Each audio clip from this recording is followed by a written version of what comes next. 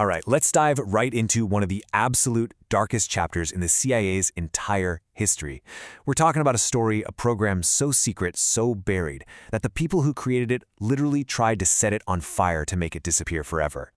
So let me ask you this. How do you destroy a secret? I mean, really think about it. If a secret is that big, that damaging, what would you do? How far would you actually go to make sure nobody ever found out? Well, in 1973, the CIA had an answer. You burn the files. Simple as that. You take every single record, every name, every scrap of paper, and you torch it. One big, fiery act to just wipe the whole slate clean. Poof, gone. But here's the thing. They didn't get all of them. And that, right there, is where our story really kicks off. A few boxes of files survived, purely by accident. They were misfiled, forgotten, and what's inside them, well, it's the stuff the CIA prayed we would never, ever see. Okay, to really get how something like this could even happen, you've got to transport yourself back in time. We're talking the early 1950s. The Cold War is in full swing, and it's not just some headline in a newspaper. It was this constant, crushing paranoia hanging over everything, especially in Washington. So here's the driving fear. American GIs were captured during the Korean War, right? And when they came back, they were different. They were confessing to things they couldn't possibly have done. And the one word on everybody's lips was brainwashing. The CIA basically panicked. They became convinced the Soviets had cracked the code to mind control, and then America had to beat them to it, no matter the cost. And I mean no matter the cost. They were given a blank check, total secrecy. They answered to pretty much nobody. And so, with that fear and that freedom, they built something that would go on for 2 decades. Something that would become one of the most, frankly, disturbing secret programs ever run by a democratic government. It had a name, Project MKUltra. So what was it? Officially, it kicked off in April 1953, and its mission, it sounds like something out of a spy movie, but it was real. The goal was to weaponize the human mind, to figure out how to pull any secret out of someone's head, plant any idea you wanted in there, and basically turn a person into a puppet.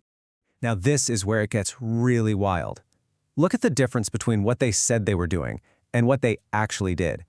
The stated goal, the official line was, oh, we're just trying to counter enemy brainwashing. It was defensive, right? But their actual method? They became obsessed with one thing, dosing unwitting American citizens with powerful mind-altering drugs, especially LSD, giving people a substance that could literally dissolve their personality without them having any idea what was happening.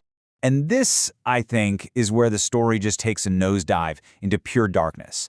Because the CIA wasn't using volunteers for these experiments. No, they were preying on people who were already vulnerable, people society had kind of forgotten about. Their subjects? Prisoners, patients in mental hospitals, drug addicts, people in hospitals for routine procedures. And in maybe the most twisted part of the whole program, they set up these fake brothels in places like New York and San Francisco. They lure men there, dose them with LSD without their knowledge, and then CIA agents would just sit behind one-way mirrors and watch, taking notes. And if you want to understand the mindset of the people doing this, just listen to this quote. The guy running those safe houses, an agent named George Hunter White, he actually wrote this in his diary. He said he toiled wholeheartedly in the vineyards because it was fun, fun, fun. Can you believe that? He's witnessing this incredible psychological trauma, this human suffering, and for him, it was fun. It's just staggering. But it wasn't just these anonymous groups of people. The story of one man, someone on the inside, really brings the human cost of all this home. A man who started to question what he was a part of.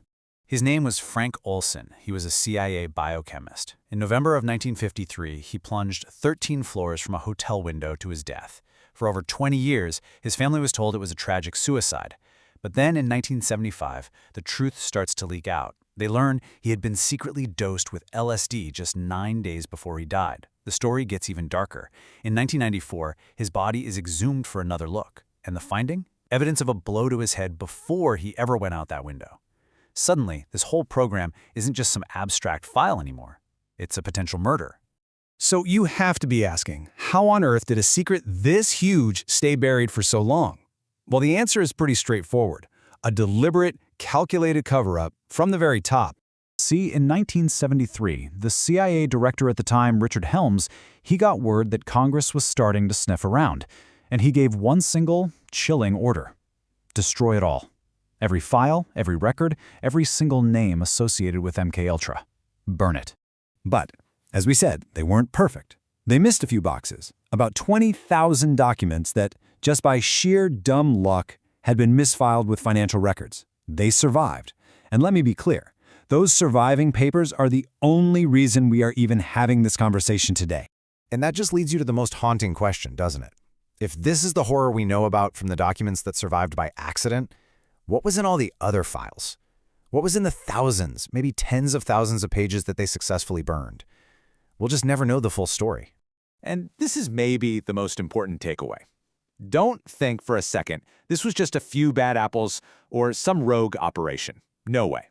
MKUltra was authorized. It was funded. It was expanded year after year for more than 20 years. It happened under multiple presidents. They managed to turn the files into ash, sure, but the shadows that this program cast, you can't burn those away. The impact it had on real human beings and the questions it raises about power without oversight, those are still with us. And really, that's the question that this whole story leaves you with, isn't it? When a government, any government, decides that some people are acceptable losses, that the vulnerable, the forgotten, are expendable, where does that story end?